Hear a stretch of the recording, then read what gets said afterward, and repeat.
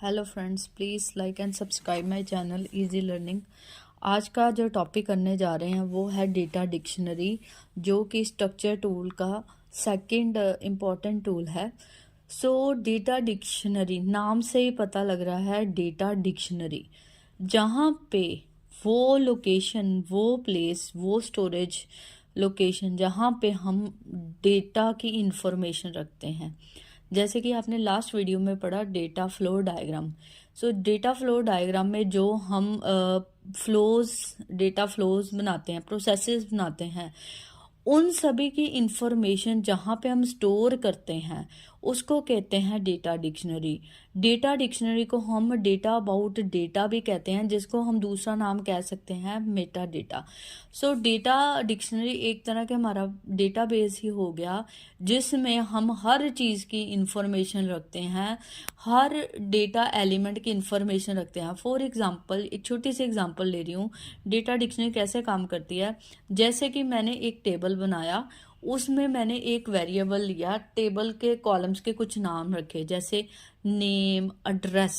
So name, address की जो information है, क्या नेम कैसा है, जो हमारा एलिमेंट है नेम कैसा है, नेम मेरा करेक्टर टाइप है, जो उसमें इंफॉर्मेशन आएगी वो किस तरह की आएगी, करेक्टर टाइप। सो नेम जो फील्ड है उसका कितना उसका साइज होगा, कैसी उसकी टाइप होगी, कैसी उस पर कंस्ट्रेंट लगेगी।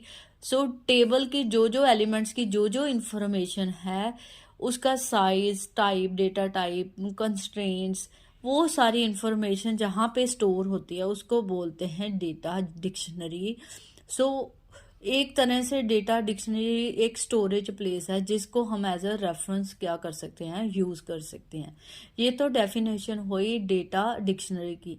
सो इसके फायदे क्या हैं। डेटा डिक्शनरी क्या हो गया, इससे हमें ये एक तरह की वर्क कर रहा है डॉक्यूमेंटेशन की तरह। कैसे, कल को कोई भी बंदा आता है, वो कोई भी टेबल के बारे में इंफॉर्मेशन लेना चाहता है कि ये मेरा टेबल है, मेरे डेटाबेस में क्या क्या टेबल हैं, हर टेबल में कितने कॉलम्स हैं, हर कॉलम की क्या क्या टाइप हैं, वो सारी इंफॉर्मेशन हमें कहाँ से मिल जाएगी, डेटा डिक्शनरी से, बैकएंड से। सो डेटा डिक्शनरी एक्चुअल में बैकएंड पे काम कर रही है। सो पहली बात तो होगी, ये तो डॉक्यूमेंटेशन की तरह काम कर रहा है। दूसरा, it works as a base for programming. So जब भी जो एनालिस्ट होता है वो इंफॉर्मेशन मेंटेन करता है, एनालिस्ट एक स्ट्रक्चर तैयार कर देता है, डिजाइन तैयार कर देता है कि ये टेबल होंगे, ये इसमें मेरे पास कॉलम्स के नाम आएंगे। सो वो जो स्ट्रक्चर एनालिस्ट द्वारा बनाया गया है उसको एज अ बेस लेके प्रोग्रामर उस पर वर्क करना क्या शुरू कर देता है। वो फिर उसको एज अ बेस लेके ना, हमारी डेटा डिक्शनरी की जो भी लेआउट बनाया हमने, उसकी हेल्प से उसको प्रोग्रामिंग करेगा, प्रोग्राम बनाएगा, टेबल कोई भी डेटाबेस लैंग्वेज यूज करके उसको टेबल्स की शेप देगा। सो हम ऐसे कह सकते हैं डेटा डिक्शनरी एक तरह की रेफरेंस की तरह काम कर रहा है, किसके लिए, प्रोग्रामर के लिए। सो नेक्स्ट बात, it is use for building a database. So simple सी बात है, डेटा डिक्शनरी किस काम आ रही है, डेटाबेस को बनाने के लिए। सो एरर डिटेक्शन भी क्या है, इजी है। एरर डिटेक्शन क्या मतलब, मैंने अपने कॉलम का नाम रखा है, फॉर एग्जांपल मैंने कॉलम जो बनाया था उसका नाम रखा है नेम। सो नेम वाले में सिर्फ मैं करेक्टर एंटर कर सकती, कुछ और एंटर नहीं कर सकती। अगर उसमें मैं न्यूमेरिक वैल्यू एंटर करना चाहूंगी, उसमें न्यूमेरिक वैल्यू एंटर नहीं होगी। सो इसका मतलब एरर डिटेक्शन भी क्या है, इजी है।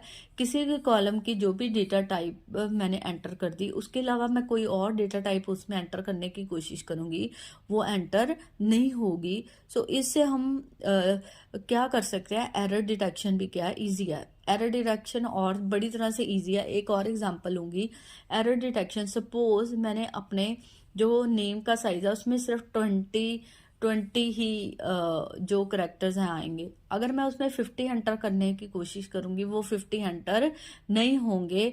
तो ये भी हम क्या है, एरर क्या कर सकते हैं, डिटेक्ट। एरर कैसे हुआ, मैं तो 50 का साइज रखना चाहती थी, उसमें तो सिर्फ 20 हो रहे हैं। So in this way we can detect errors easily with the help of data dictionary. Next, it is use to store data elements, terms and procedure. जो भी हम आइटम यूज करने जा रहे हैं उनकी जो भी डिटेल्स हैं वो हम डेटा डिक्शनरी में क्या कर सकते हैं, स्टोर कर सकते हैं। ये तो हुई उसकी एडवांटेजेस। अब डिसएडवांटेजेस चलते हैं डेटा डिक्शनरी की। Updation is required time to time. देखो, अगर जो भी हम बनाते हैं उसमें टाइम टू टाइम क्या करना होता है, चेंजेस। अगर हम time to time data dictionary को अपडेशन नहीं करेंगे वो अच्छी तरह से काम नहीं करेगा। अगर कोई भी चेंजेस आई है इसका मतलब ये नहीं है फ्रंट एंड पे कर दो वो चेंजेस, आपको बैक एंड में भी वो चेंजेस क्या करनी पड़ेंगी, इम्प्लीमेंट करनी पड़ेंगी। अगर आपने किसी की डेटा टाइप करेक्टर से चेंज करके न्यूमेरिक में कर दिया है तो वो चेंजेस करनी पड़ेंगी। सो ये बात है कि टाइम टू टाइम जो भी चेंजेस है वो डेटा डिक्शनरी में भी आपको क्या करनी पड़ेंगी, रिफ्लेक्ट करवानी पड़ेंगी।